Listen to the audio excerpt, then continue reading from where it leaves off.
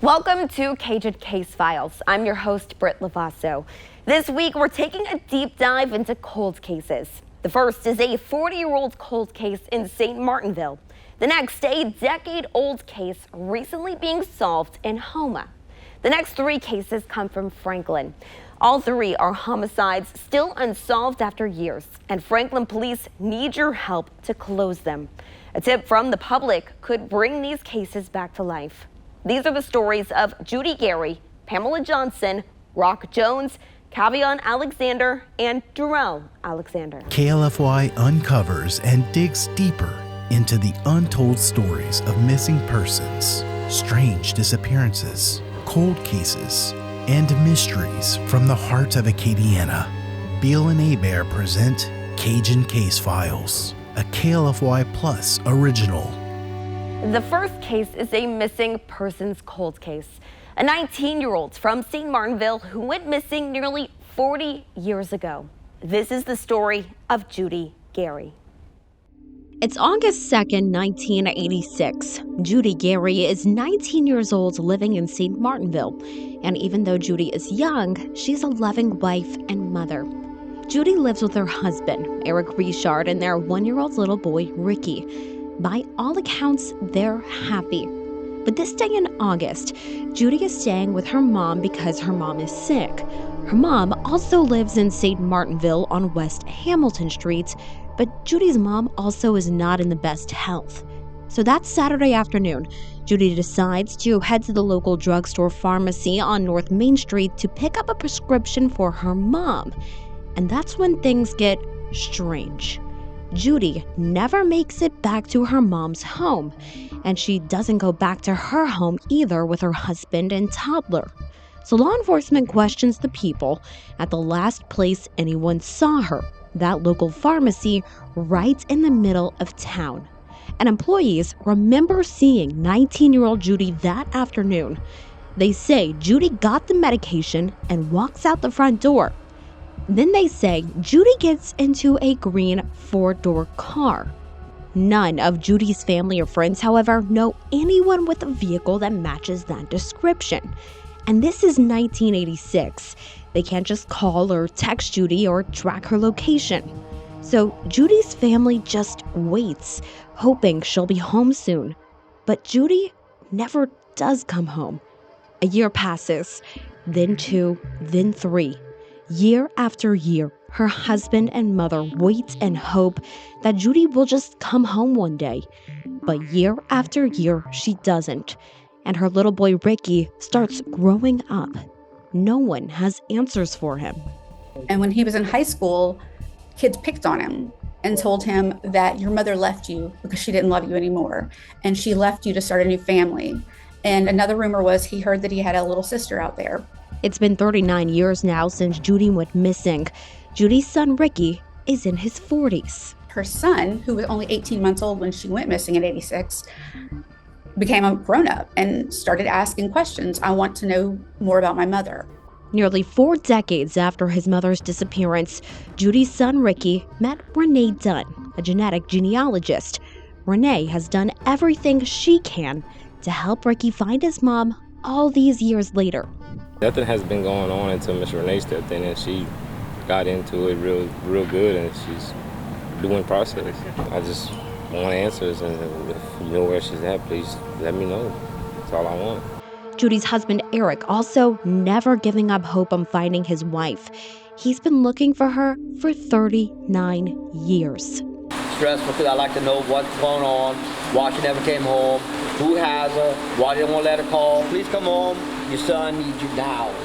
Renee has been investigating herself and has used her knowledge in the field of genetic genealogy to find any records that could lead to Judy, who'd be nearly 60 years old now. It's just been talking to people, asking a lot of questions, people that maybe knew Judy firsthand or knew the family and just weren't willing to talk so many years ago are now forthcoming and, willing to share and tell stories about her and her life. And that's how we've gotten most of the information on the case. The Lafayette-based genetic genealogist did not know Judy or her family personally, but was touched by their story. So for their sake, I would love to bring her home to them. and to her son so he can get to know her. And that's really what she deserves. Using his DNA and sites like Ancestry and 23andMe, she's found family members, addresses, and census records. It seems like the community is kind of pulled together and wanted to bring her home. Like they feel like everyone has the same idea and the same shock to it, that she's been missing for so long and nobody should go without knowing where their mother is for so long. But so far, no leads have led to Judy. St. Martinville Police Chief Ricky Martin says his office has reopened this case, but even with Renee's new information, this is a difficult one. The hardest part has been, it's been so long, so we're able to go back, or having to go back and find people. Other than that, we don't have any physical evidence to use to lead us in any direction. Everything's just word of mouth right now. Chief Martin says Judy's missing persons case is still active. The chief says so far they found no evidence she was killed or kidnapped. As the 40th anniversary of Judy's disappearance approaches, her family still hopes she could be alive. If you have any information on Judy Gary, contact St. Martinville Police. After the break, a decade-old homicide near Houma finally solved after 10 years. More Cajun Case Files after this. For this next case, we're taking you to Terrebonne Parish. It's a decade-old cold case that only recently has been solved. After 10 years, one woman's family may finally have the answers they've been looking for. This is the story of Pamela Johnson from Bourg. It's Tuesday, December 1st, 2015. Two little girls, just 7 and 10 years old, are at their home in a tiny little town right outside of Houma called Bourg. The two girls are at home on County Drive with their aunt, 56-year-old Pamela Johnson. At the time, Pamela's husband, Charles Johnson, was helping her care for her nieces, but Charles was not home that night. Pamela and her two nieces were having a quiet night at home when a man none of them recognized rushed into their home. His target seemed to be Pamela. The suspect shot Pamela in front of her two nieces, then kidnapped the girls. Sometime that night, Houma police officers found the two girls in a vehicle on Wade Street in Houma.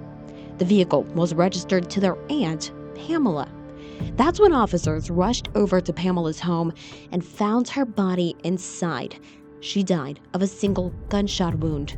Then the hunt for the suspect was on. The biggest question was why? This did not appear to be a robbery, and the suspect left the girls unharmed in Pamela's own vehicle. For 10 years, the case went unsolved. Until September of 2025. That's when the Terrebonne Parish Sheriff's Office makes an arrest. Not one, but two. And the public finally has some insight as to what investigators have been trying to prove for a decade. For a decade, this case weighed heavily on the hearts and victims, families, our community, and the men and women at Terrebonne Parish Sheriff's Office who refused to give up on search for justice. This is a very sad day for Terrebonne Parish, but a good day insofar as justice. Two men were arrested in connection with Pamela Johnson's murder. One arrest coming as a shock to the entire Houma community. Pamela's husband, Charles Johnson, now 70 years old, was put into handcuffs. His charge was first-degree murder. But Charles is also facing another charge, solicitation for murder. Investigators believe Charles was not the one who pulled the trigger that night. Pamela's nieces, even being 7 and 10 years old, would have recognized him as the one who killed their aunt and kidnapped them. The little girls were confident they did not know the suspect. The same day Charles was arrested for the murder of his wife, there was another arrest. This is the man investigators believe Charles hired to kill his wife. He is Shannon Robinson of Houma, now 43 years old. Shannon is charged with first-degree murder, solicitation for murder, and aggravated kidnapping. Terrebonne Parish Sheriff Tim Saunier told the public in a press conference they believe Pamela's husband, Charles, orchestrated a scheme hiring Shannon to kill his wife. Why? The sheriff says it all came down to money. According to investigators, Pamela and Charles were in the process of getting a divorce. Pamela and Charles were having disputes over community property. Law enforcement believes Pamela was targeted for simply financial gain. The trauma Pamela's murder left on her young nieces was merely collateral damage. It's unclear what new piece of evidence led investigators to make the arrests, but they're confident they've solved the murder of Pamela Johnson. Her nieces, who would now be about 17 and 20 years old, may finally rest a little easier knowing why they faced the most challenging and scariest day of their lives back on December 1st of 2015. The good part is that we have made what we believe is a good arrest, very credible evidence, and very factual evidence that we will prosecute this case to its fullest and bring these guys to justice. Both men are being held in the Terrebonne Parish Jail without bond. Prosecutors could be seeking the death penalty. Meanwhile, authorities say the case remains active and an ongoing investigation with the possibility of additional arrests. Pamela Johnson's case shows investigators do not stop working their cold cases even years after the crime. Justice can still happen even a decade later. Coming up, a 61-year-old woman is killed in her own home in Franklin. It's been 4 years and police need your help with the case.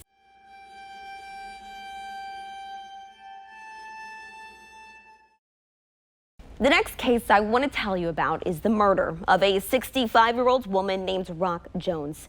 She was from Franklin, Louisiana. It was the night of Saturday, June 26, 2021. 65-year-old Rock Jones was at her home in Franklin on Martin Luther King Jr. Street. She was a devout Christian and a renowned cook, says her godchild, LaShawn Proctor. Rock's house was one of the places that all of the kids in the neighborhood, all of the kids was there. She loved that community enough. She loved that area enough to where she stayed there. That's why it's so sensitive and it seemed to be to me, because everyone knew her. It was around midnight. Rock was asleep in her recliner at home. That's when Franklin police say it happened. Bullets rang out through the air, spraying her entire home. It only took one of those bullets to end Rock's life. 4 days later, no one had been charged or arrested for her murder. Franklin Mayor Eugene Folkard, who lost two of his nephews as robbery victims, spoke to News 10's Neil Zarang. It's easy to point fingers and say, hey, the mayor's not doing enough. The chief is not doing enough. But what are you doing? Make that call. It can save a life. It can save your life. It can save your neighbor's life. It became clear if Franklin police were going to solve Rock's murder, they needed tips from people who knew why this happened. Rock's neighbor, James Otis, urged someone to step up. I can't see anyone being afraid to do the right thing. I don't want to live that way, and I can't see someone with a mindset, I won't do right because I'm afraid. Well, with that frame of mind, what would happen if it was their children? Rock's godchild, hoping anyone would come forward to help solve his godmother's murder. Once we expose those persons, then we can start to control our gun violence in our areas. But as long as the community is silent, as long as the community is not saying who it is, then they're going to continue to know that they have that sense of protection. We have to stop it now. And if we can stop it now, then it won't get to the next person's home. It's been more than 4 years now. Rock's home no longer sits in the lot where she was killed. No one is in jail for her murder. And Rock's case has gone ice cold. We sat down with Franklin Police Corporal Dejanique Rise as they reopen this investigation. Tell me what you can about the investigation into her murder. It's been almost 4 years and we haven't seen an arrest. Yes, we are working on trying to get more evidence, trying to get the public to come forward so we can reassign the case and get more evidence. What's it going to take? A tip from the public? What will it take, to see justice through to this case? Tips from the public would be great. It would be greatly helped and greatly appreciated. That way we can help bring some justice to the victim and her family. And we've all kind of heard the saying, someone has to know something. Do you believe that with this case? Yes, ma'am, I do believe that. Just people might be scared of retaliation, so, some might not say anything. But this may help bring forward someone who actually knows something and just didn't know how to come forward. Can time help cases like this? Yes, ma'am, I do believe time can help cases like this. Why? When it first happens, in some cases, I think people are scared and they just don't want to do it at that time. They don't want to be known as the person who told. But over time, I think, it sets in that person's gone, and maybe some information that they have may help solve their case. If someone has a piece of information they want to share with police, but they want to stay anonymous, is that an option? Yes, ma'am. Tips can be submitted confidentially at 337-828-6333. What would it mean to Rock Jones's family and also the community to see an justice for her murder, to see someone put in jail for her murder? It would give them closure.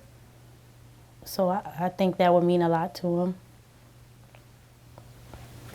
Is there anything else about this case that you want to let the public know? Anything you want to say to people?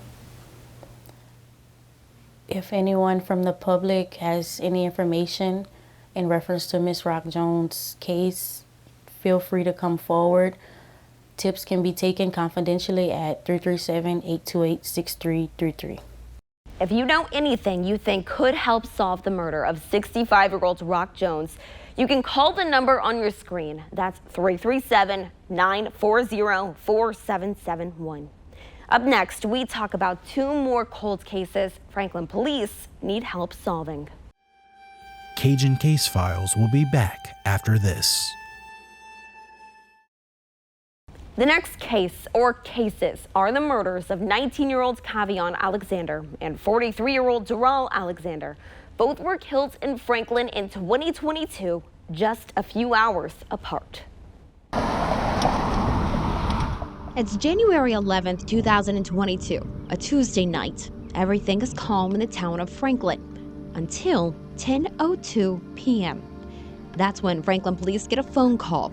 The caller says they heard several gunshots fired in the area of Iberia and K Streets. Police were called to this area around 10 p.m. that night after reports of shots fired. And when they arrived, they found the 19-year-old suffering from a gunshot wound to the head. His car overturned in this church parking lot. When officers arrived to the scene, they first found the overturned vehicle. When they looked closer, they discovered the young man in the driver's seat.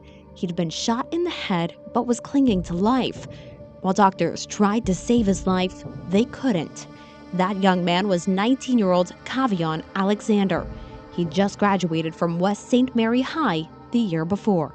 In January of 2022, a 19-year-old was shot in the head and killed, his car overturning in a church parking lot about 2 blocks down from me. And then, just a couple of hours later, a 43-year-old man was shot and killed in a home on this street.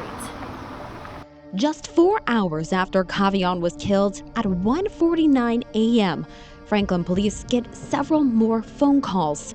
More gunshots, these coming from James Street, just 2 blocks away from where Cajun Alexander was shot. Again, officers rush over to a home this time. Inside, they find a man dead from gunshot wounds. That man was 43-year-old Doral Alexander. Franklin police also found that this home had been fired at with several rounds. 4 hours, 2 murders, both in the same neighborhood, a 19-year-old and a 43-year-old. Franklin police say it's unclear if Cajun and Doral are related, though they share the last name. Investigators also struggled to find out if their shootings were related. A year went by. The investigations pressed on, but there were no arrests. Then, in September of 2023, investigators thought they made a break in the case. A 43-year-old man named Ashley Miller from Franklin was arrested for murder. And Ashley lived about 10 blocks away from these murders. But Ashley was only charged in connection with 19-year-old Cajun's murder. Those charges are second-degree murder and possession of a firearm or carrying concealed weapon by a person convicted of certain felonies. But whatever relieved Cajun's family was short-lived because Ashley's charges are dropped and investigators are left again to find their killer or killers. It's been 3.5 years since Cajun and Doral were murdered. Their families are still waiting for justice. Here's Franklin Police Corporal Dejanique Rise again. So tell me what happened to Cajun. In January 2022, Cajun was driving his vehicle on Casey Street near Iberia when his vehicle was shot multiple times. Cajun was shot. He later wrecked into a local church, and he died as a result of his injuries. And what can you tell me about that investigation? It's still ongoing. We're working on reopening and reassigning with new technologies that we have and new information that we can possibly get from the public. And then, as I understand it, just a couple of hours later, maybe 4 hours later, there's the death of Darrell Alexander. Tell me what happened in that case. Approximately 3 hours later, Darrell Alexander was laying on his sofa at his residence on James Street when his vehicle was struck by his residence was struck by gunfire multiple times. He was shot and he later died from his injuries as well. So when it comes to these two shootings, such close proximity, such close timing, have you been able to confidently say if these two shootings are related? At this time, I'm unable to say if they're related, so I'm unsure about that. So that's why we're requesting for the public's help so we can possibly link together information and solve the crimes. So in all three of these cases, it may take someone coming forward to solve these murders. Yes, ma'am. Make one more plea, to people. Why is it so important if someone has this information they've been holding on to tell someone? It's so important to come forward because it's going to bring justice to the victim and bring closure to their families. It is very, very important that we can come together as a community and put an end to it and solve the crime. How frustrating is it for you as a corporal? I'm sure you put everything you have into these cases and you almost have it pieced together, but there's that crucial piece of evidence from the public. Someone has that information. How frustrating is that?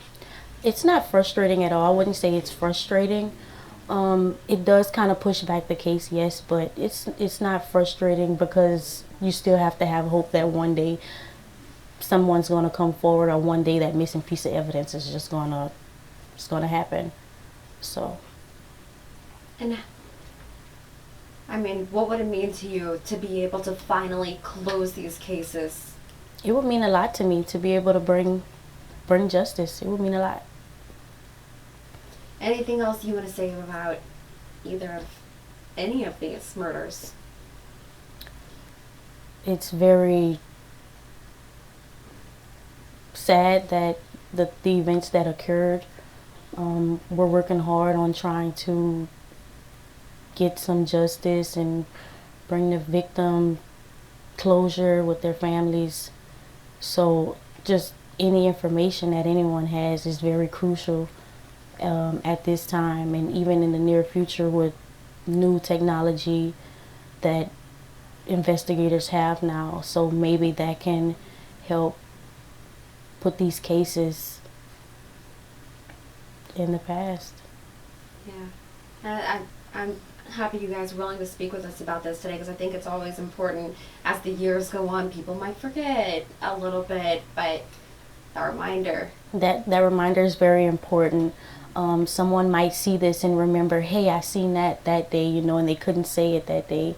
So just seeing this today might be life-changing for either of the victims. You may be holding the missing piece of information that Franklin police need to crack any of these cases wide open. Call or text that tip line. That's 337-940-4771. Help these families get closure. Help these people get justice. Thanks for joining us. Cajun Case Files on KLFY Plus is presented by Beal & Hebert, Acadiana's hometown lawyers. Visit bealabear.com.